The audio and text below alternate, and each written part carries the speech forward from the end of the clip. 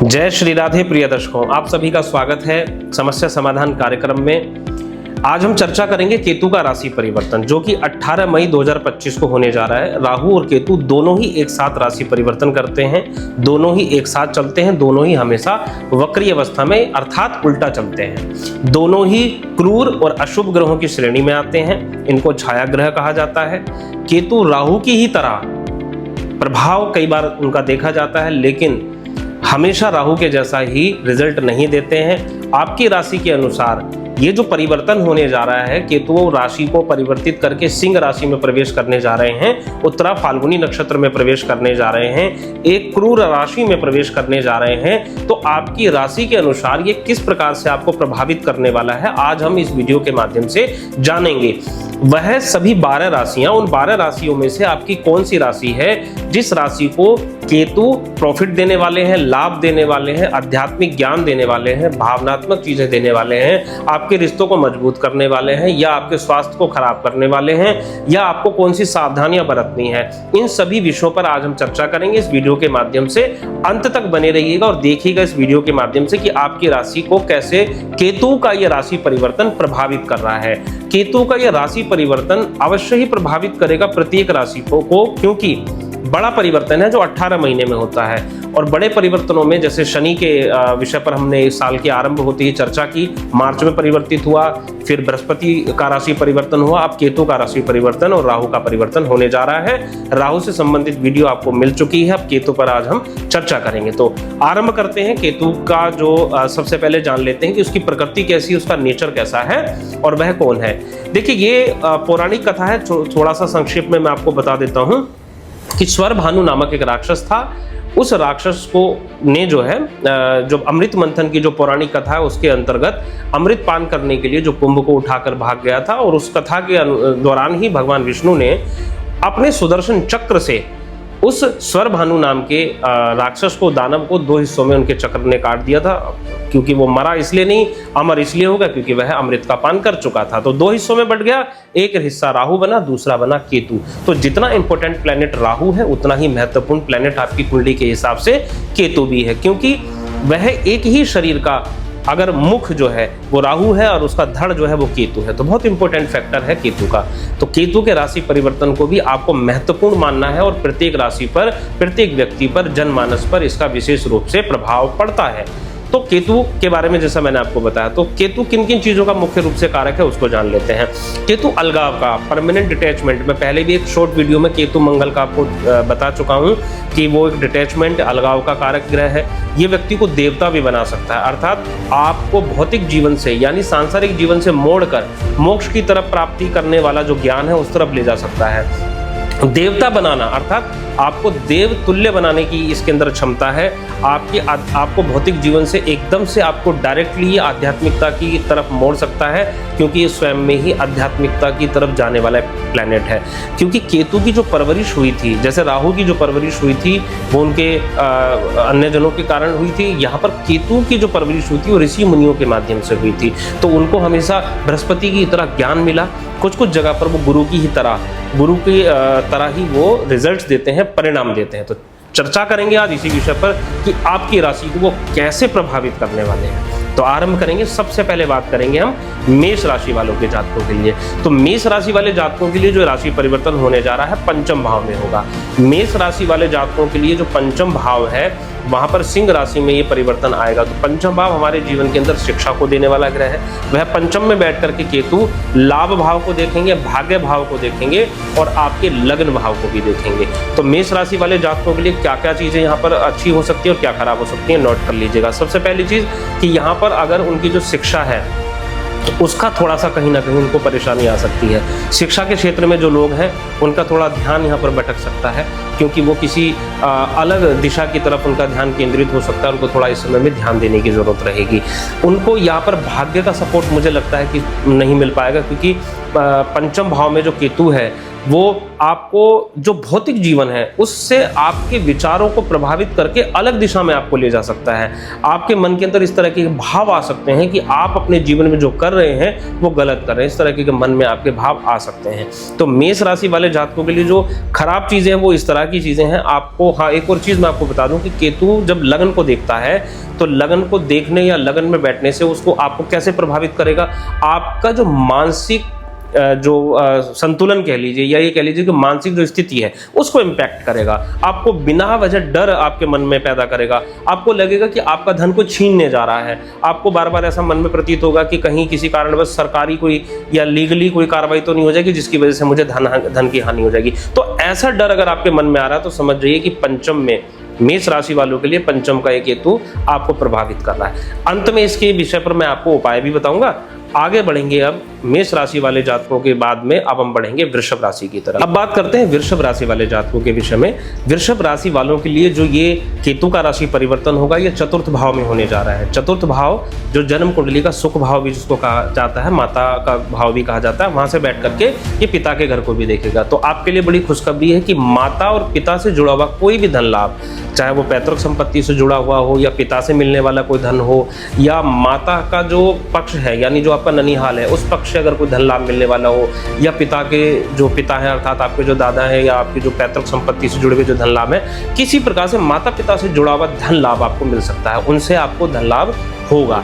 ऐसा सबसे बड़ा अच्छा यहाँ पर फैक्टर पॉजिटिव आ रहा है। दूसरा क्या है वृषभ राशि वालों के लिए, जहाँ पर उनको सावधानी बरतनी है, मित्रों से सावधान रहना है। जो आपके घनिष्ठ मित्र हैं उनके साथ यहाँ पर आपको कुछ धोखा मिल सकता है या उनके साथ आपके संबंध किसी कारणवश खराब हो सकते हैं, तो ये आपको सावधानी बरतनी है। दूसरी सावधानी आपको अपने खान पान में बरतनी होगी, क्योंकि आपका जो खान पान है वो आपके स्टमक को, आपके जो पेट का जो एरिया है उसको खराब कर सकता है, तो आपको वहाँ पर सावधानी बरतनी होगी।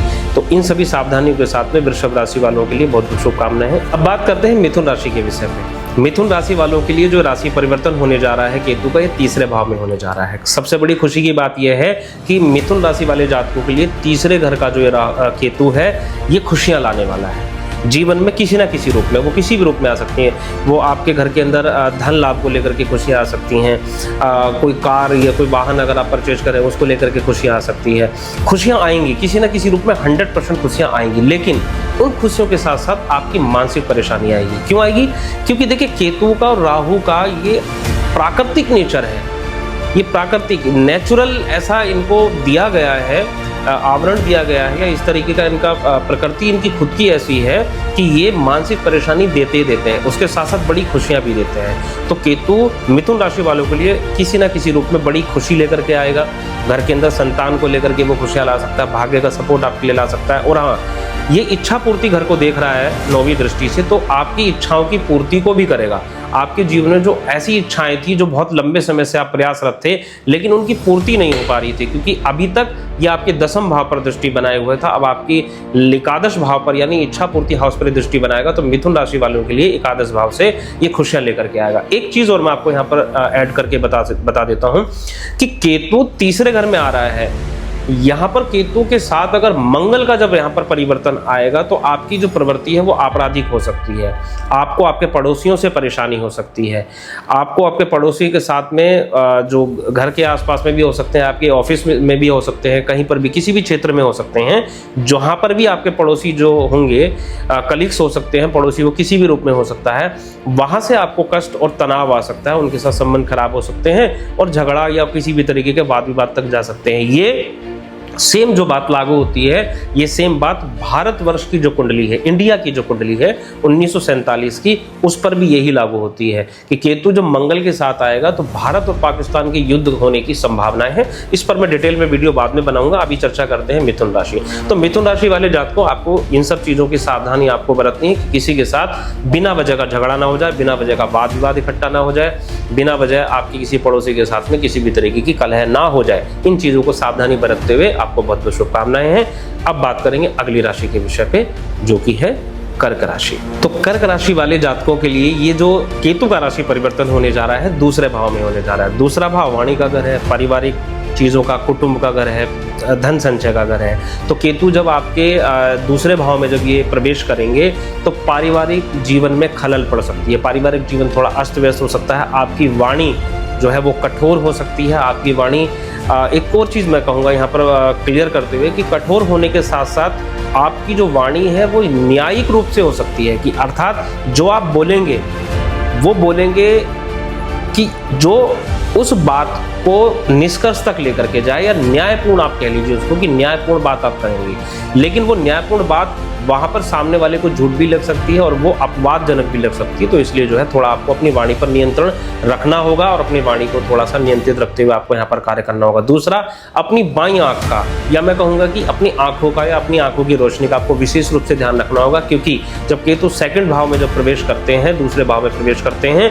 तो सबसे ज़्यादा आंखों को नुकसान पहुँचाते हैं। तो सबसे ज़्यादा आपको अपनी आंखों का ध्यान रखना है, अपनी आंखों को विशेष रूप से ध्यान में रखते हुए आपको आगे बढ़ना है। बहुत बहुत शुभकामनाएं हैं। आगे बढ़ेंगे सिंह राशि की। तो सिंह राशि वालों के लिए जो राशि परिवर्तन हो रहा है केतु का, ये हो रहा है उनकी खुद की राशि में, लगन में, अर्थात उन्हीं की राशि में प्रथम भाव में ये परिवर्तन होने जा रहा है। तो प्रथम भाव का जो केतु होता है, यहाँ से बैठ करके आपके सामने जो ऑपोजिट जो आपके पार्टनर होंगे उसको देखेगा।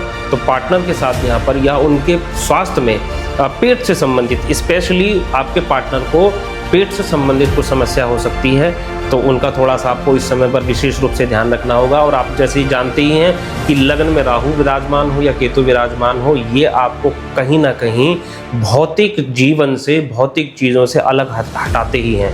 आपका जो जीवन है उसको ये कहीं ना कहीं इस तरीके से वैकल्पिक दुनिया की तरफ ले जाने का प्रयास करते हैं कि आपको इल्यूजन होगा, जैसे राहु करता है लगन में बैठ के, वैसा ही केतु भी करता है, इल्यूजन क्रिएट करता है कि आप जो कर रहे हैं वो गलत है। तो इन भावनाओं पर अगर आप कंट्रोल कर सकते हैं, इन चीज़ों पर अगर आप कंट्रोल कर सकते हैं, तो केतु के दुष्प्रभाव से आप बच सकते हैं, क्योंकि वो डिटैचमेंट दिखाता ही दिखाता है। आपको आध्यात्मिक जो प्रक्रिया है, मैं ये नहीं कहूँगा कि आपको आध्यात्मिक बना देता है, आध्यात्मिक प्रक्रिया की तरफ आपको अग्रसर कर देता है, उस तरफ लेकर के आपको चला जाता है, क्योंकि तार्किक प्लैनेट है। आपके मन में बहुत सारे तर्क आएंगे, बहुत सारे प्रश्न उठेंगे। जब प्रश्न उठते हैं हमारे मन के अंदर तो हम उनका जवाब ढूंढते हैं, तो जब हमें जवाब नहीं मिलता तो हम क्या हो जाते हैं, परेशान हो जाते हैं। तो यहाँ पर केतु का, राहु का, दोनों का ही लगन में बैठ करके इस तरीके का मैंने देखा है कि रिजल्ट्स आते हैं, परिणाम आते हैं कि वो आपको तार्किक बना देगा, बात बात पर तर्क देना प्रस्तुत करेंगे। तो आपको अच्छे से पता है कि भौतिक जीवन में जब हम बहुत ज़्यादा तार्किक हो जाते हैं या अपनी बुद्धि का जब बहुत अच्छे से उपयोग करने लगते हैं, तो कहीं ना कहीं हमारे जीवन में वो, भौतिक जीवन में, सांसारिक जीवन में वो कठिनाई का कारण बन जाता है। तो थोड़ा सा आपको इन चीज़ों पर सावधानी बस बरतनी है। बाकी आपके लिए, आपके पार्टनर के लिए थोड़ा सा उनको सेहत पे ध्यान देना, लेकिन आपको भाग्य का, क्योंकि सिंह राशि का प्रवेश है ना केतु का, केतु क्रूर ग्रह है, क्रूर राशि के अंदर प्रवेश करने जा रहा है, तो ये तो आपको प्रभाव पॉजिटिव तो मिलेगा ही मिलेगा, दूसरी तरफ से कि भाग्य का साथ मिलेगा। आप जो भी काम करेंगे उसमें आपको भाग्य का साथ मिलेगा। अगर आप इन्वेस्टर हैं, जैसे आप शेयर मार्केट में इन्वेस्टमेंट करते हैं, तो आपको प्रॉफिट होने वाला है, यानी लाभ तो मिलेगा ही मिलेगा, उसमें कोई संशय नहीं है। आपको मेरी तरफ से बहुत बहुत शुभकामनाएं। अब बात करते हैं कन्या राशि के विषय में। तो कन्या राशि वाले जातकों के लिए जो राशि परिवर्तन होगा, ये होगा द्वादश भाव, 12th हाउस में, 12वें घर में। और 12वें घर में जब केतु आते हैं तो ये अपव्यय कराते हैं। अपव्यय का मतलब है अत्यधिक खर्चा कराते हैं, जानबूझकर खर्चा कराते हैं, चाहे वो बीमारियों पर खर्चा हो जाए, चाहे वो किसी झगड़े के कारण खर्चा हो। तो थोड़ा सा आपको इस समय में कुछ इस तरीके के जो खर्चे हैं जिनको आप बचा सकते हो, तो उन पर थोड़ा सा बचाना। इस समय यात्राएं बहुत होंगी आपकी, हो सकता है विदेश यात्राएं हो। अगर आप बहुत समय से प्लान कर रहे हैं कि हाँ भाई चलो मैं यात्रा कर आता हूँ, कुछ प्लान बना रखा था पहले से, लेकिन चाह के भी बन नहीं पा रहा, कभी कोई कारण कभी कोई कारण, लेकिन अब वो यात्रा अगर स्थगित हो रही थी, विदेश से जुड़ी हुई यात्रा थी या धार्मिक यात्रा थी या कोई भी ऐसी यात्रा जो आपको सुख देने वाली हो, तो वो कहीं ना कहीं इस समय आपके जीवन में आएगी। तो कन्या राशि के लिए बड़ी अच्छी बात है कि अगर विदेश यात्रा का कुछ प्लान कर रहे थे तो वो यहाँ पर उनको मिलने वाला है। अच्छी खुशखबरी उनके लिए यही है। साथ ही साथ में बस थोड़ा सा खर्चों से, अत्यधिक जो अनावश्यक खर्चे हैं उनसे अगर बचाव हो सके तो बहुत अच्छा है। यही शुभकामनाएं हैं आपको कि जीवन आपका मंगल में हो।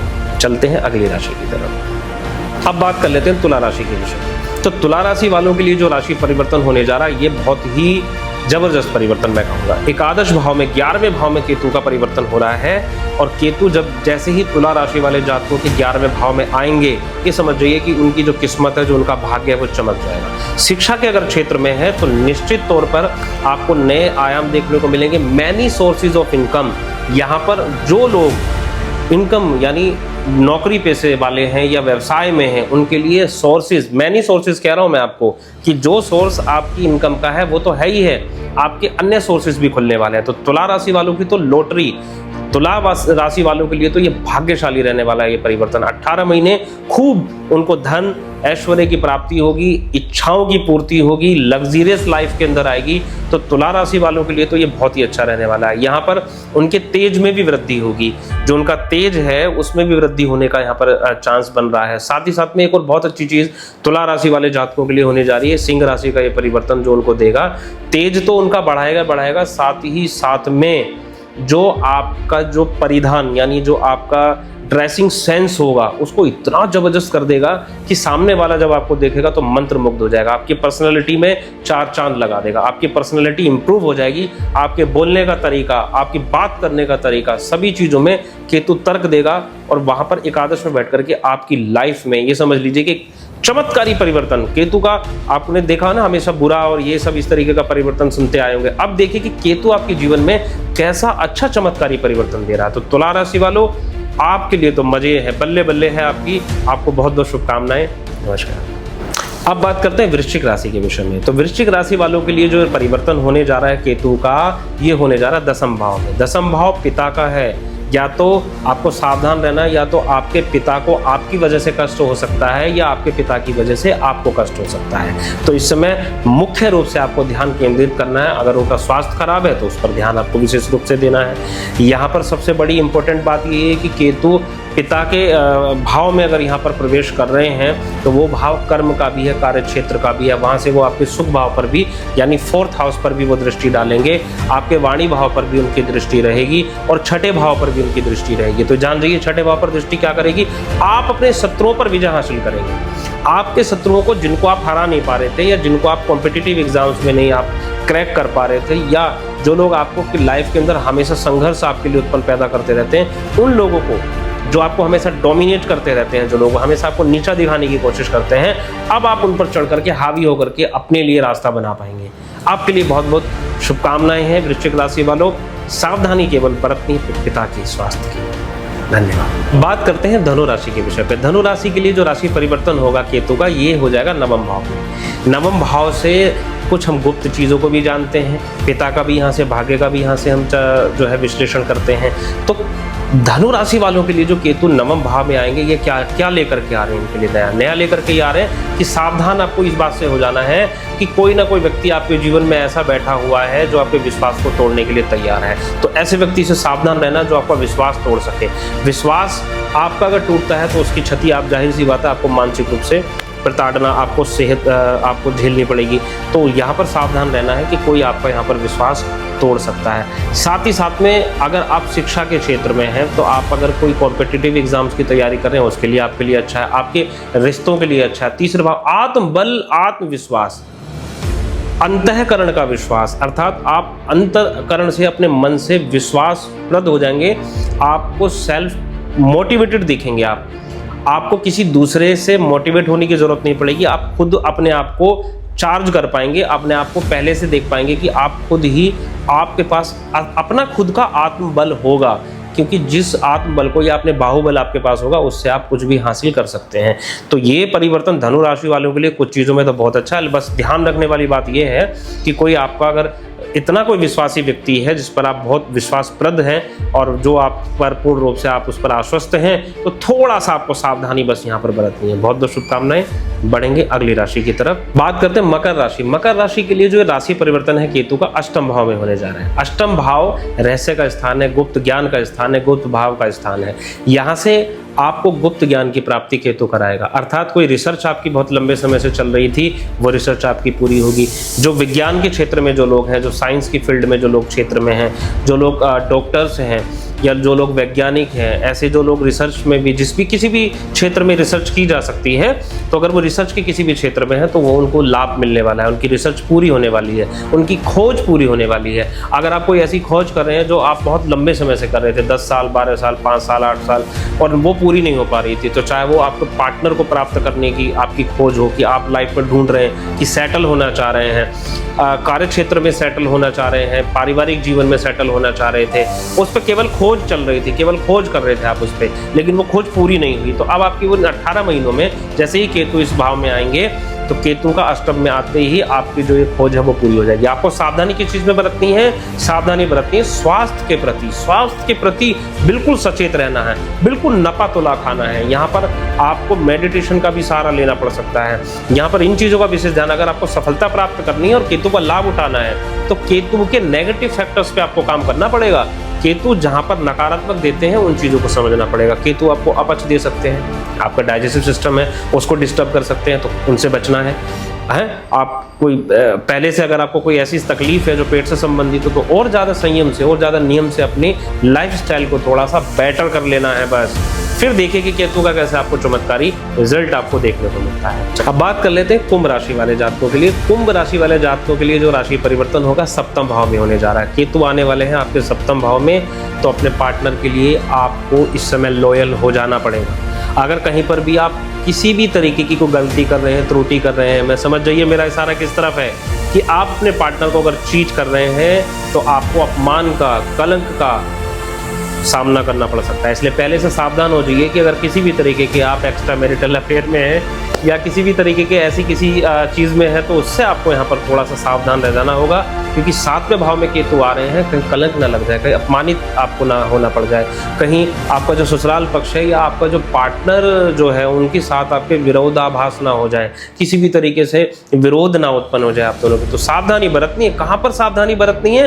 रिलेशनशिप में, रिश्ते में। अपने रिश्ते को पूरी लॉयल्टी के साथ दिखाइए, क्योंकि केतु यहाँ पर सप्तम में आएगा तो झूठ पकड़ा जाएगा। झूठ पकड़ा जाएगा तो दिक्कत आ जाएगी। तो ऐसा काम नहीं करना है। पराई स्त्री या पराई मर्द से बचना है। यहाँ पर आप लोगों को, कुंभ राशि वालों को सबसे विशेष ध्यान इस बात पर रखना है कि अपने रिश्ते को बचाइए। आगे बढ़ेंगे कि कुंभ राशि वालों को अच्छा क्या मिलने वाला है। कुंभ राशि में यहाँ पर वो लगन को देख रहा है, आप जानते हैं लाभ भाव को देख रहा है 5वीं दृष्टि से। तो लगन को देखना, लाभ भाव को देखना, तीसरे भाव को देखना, ये तो बड़ा अच्छा हो गया। कुंभ राशि राहु की भी प्रिय है, केतु की भी प्रिय है। जैसे राहु इस राशि को प्रिय मानता है वैसे केतु भी इस राशि को प्रिय मानता है, लेकिन प्रिय मानने के साथ साथ में ये आपको जो अच्छा दे सकता है वो दे सकता है कि आपका जो इनकम का सोर्स है, जो आर्थिक लाभ है, वो आपको बहुत अच्छा दे देगा। यहाँ पर एक और चीज़ मैं आपको बता देता हूँ कि आपका जो ऑपोजिट जेंडर होगा, फॉर एग्जाम्पल अगर आप फीमेल हैं तो मेल से, और अगर आप मेल हैं तो फीमेल से, यानी आपके ऑपोजिट जेंडर से आपको प्रॉफिट मिलेगा। प्रॉफिट कैसे मिलेगा? आप मान लीजिए कि बॉस अगर आपके ऑपोजिट जेंडर के हैं तो उनसे आपके रिलेशनशिप अच्छे हो जाएंगे, उनसे कहीं ना कहीं आपको लाभ मिलेगा। व्यापार में, व्यवसाय में है, अगर आप कोई ऐसा काम करते हैं, अगर आप मेल हैं और कुछ ऐसा काम करते हैं जो फीमेल की एक्सेसरी से जुड़ा हुआ है, कोई क्लॉथ से जुड़ा हुआ है, कोई कॉस्मेटिक्स चीज़ों से जुड़ा हुआ है, तो आपका वो चीज़ बढ़ने वाली है। तो ऑपोजिट जेंडर से लाभ मिलेगा। बस लाभ कितना लेना है, वो लाभ अत्यधिक उस तरीके से ना हो जाए, बस उस पर ध्यान रखना है जिससे आपके रिश्ते में खटास है। बहुत बहुत शुभकामनाएं जी। अब बात करते हैं मीन राशि वाले जातकों के विषय में। धर्म की ऐसी दूसरी राशि जो अपने आप में उदारता का प्रतीक है।